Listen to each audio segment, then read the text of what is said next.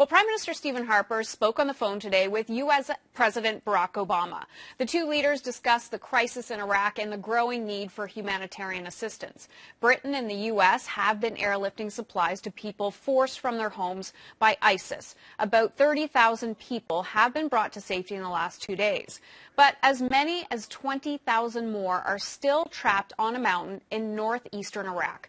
So is Canada's aid getting to the people who need it? And what else can be done to help those who have been forced from their homes?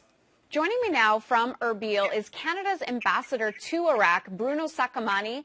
Now, Mr. Saccomani, there are reports of horrific atrocities, tens of thousands of people still stranded on Mount Sinjar, surrounded by ISIS fighters. What is the latest information you have on the ground there about what's happening? Presently, what's happening is the situation is, of course, not good. Internally displaced people continue to flood into the Kurdistan region. The Peshmerga forces are, of course, trying to provide as much security and support as they can. The KRG is working diligently with all sorts of aid organizations in order to provide shelter and humanitarian aid to the internally displaced people that are coming through right now as a result of ISIS activities. Now, you have met with religious groups, leaders there as well. What are they telling you?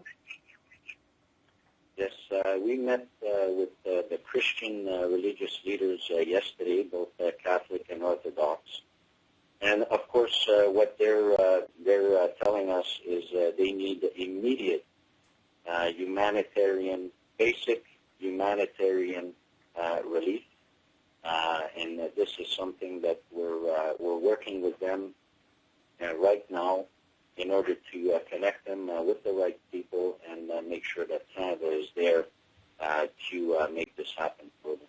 Now, as you mentioned, humanitarian relief, very important. Canada is sending $5 million in humanitarian aid to Iraq. Do we know if this aid will get directly or reach those people trapped on Mount Sinjar, or is it earmarked for other areas of the country?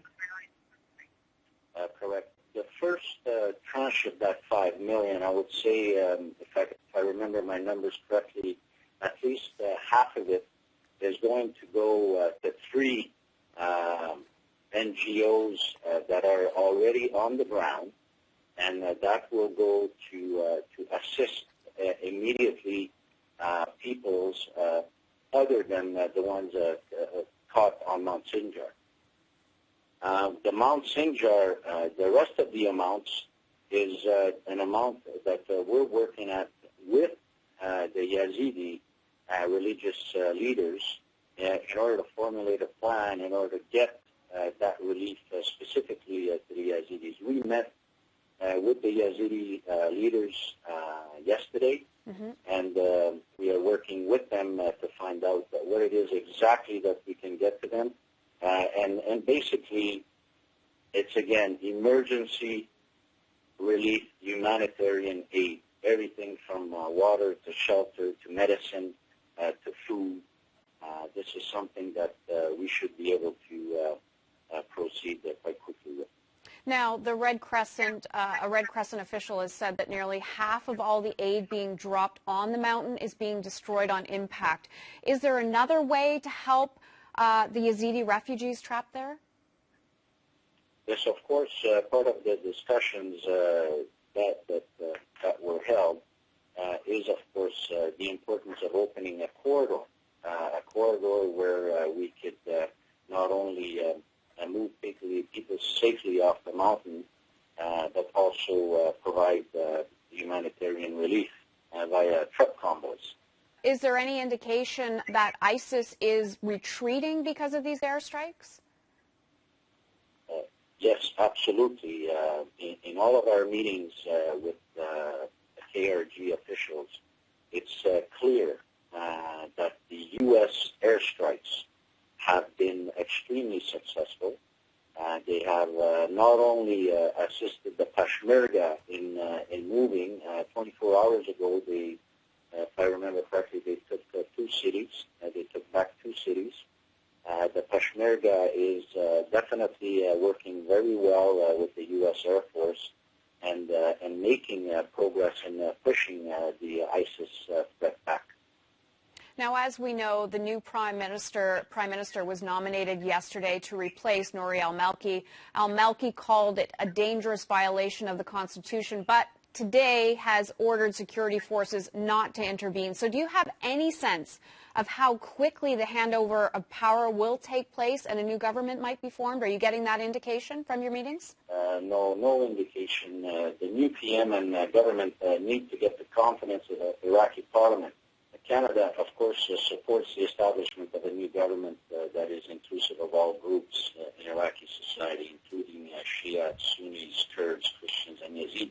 We're hearing from the Americans that if they can quickly form this inclusive government, that there will be more aid sent. Is this what Canada expects to do as well? My duty here on behalf of the government is to provide all of the assistance that the government of Canada can bring to bear in order to support humanitarian relief, medium to long-term development in the host communities, and help Kurdistan withstand this huge burden. And let's not forget that Kurdistan and their people and their government have opened their country to now 1,200,000 internally displaced, plus the already 300,000 Syrians. So when it comes to our duty here, our duty is to help. Canada has no other agenda but to help. Canada's ambassador to Iraq, Bruno Saccomani, thanks so much for your time today. Thank you. Have a nice day.